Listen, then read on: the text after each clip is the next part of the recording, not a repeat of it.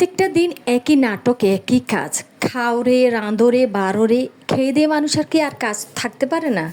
সকালে উঠে একতরফা ইচ্ছা করে একদম কিছু রান্না করব না, কোনো কাজ করব না, শুয়ে থাকবো, সারাদিন শুয়ে বসে খাটাবো। খাওয়ার দরকার কি? খাওয়ার দরকার নাই তো।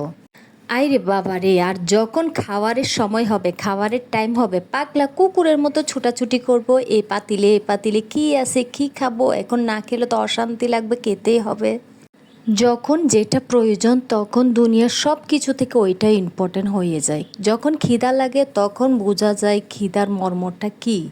খিদা লাগলে কি খেতে হবে, খাওয়ার জন্য আগে থেকে প্রিপারেশন রাখতে হবে। খাওয়াটা নিশ্চয় অনেক মূল্যবান একটা জিনিস। খাবার খেতে হইলে রান্না করতে হবে, রান্না করাকে অবহেলা করলে চলবে না। ভরা পেটে আসলে আমরা বুঝতে পারি না খাবারের মর্মটা।